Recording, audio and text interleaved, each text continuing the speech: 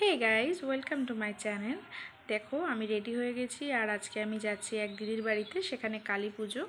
তো এই যে বাইরে আমরা বেরিয়ে গেছি আর বাইরেটা খুবই ভালো লাগছিল, এত সুন্দর হাওয়া লাগছিল, যেহেতু এত গরম তাই বাইরে হাওয়া খেতে খেতে যাচ্ছিলাম, খুবই ভালো লাগছিল।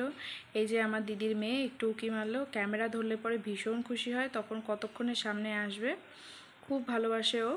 তা এই যে আমরা চলে যাচ্ছি, তারপরে এই দেখো আমরা পৌঁছে গেছি। সামনের গেটটা খুব সুন্দর হয়েছিল, ভেতরটাও খুব সুন্দর সাজিয়েছে। আর সব থেকে বিশেষ করে যেটা বড় কথা, যে মায়ের মুখটা খুবই ভালো লেগেছে আমার, অসাধারণ লেগেছে। তোমরা দেখো, তোমাদেরও আশা করি ভালো লাগবে।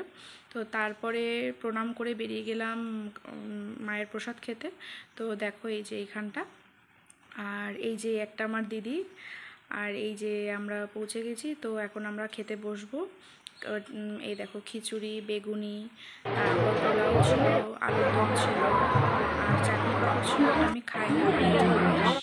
তো খাওয়া হয়ে গেছে, ব্যাস এবার বেরিয়ে পড়লাম বাড়িতে আর যাওয়ার জন্য। কিন্তু অনেক রাত হয়ে গেছিলো, দেখো পুরো অন্ধকার হয়ে গেছে আর একটাও লোকজন নেই। তো এই যে পৌঁছে গেলাম। টাটা, সবাই ভালো থেকো, সাবস্ক্রাইব করো, বাই।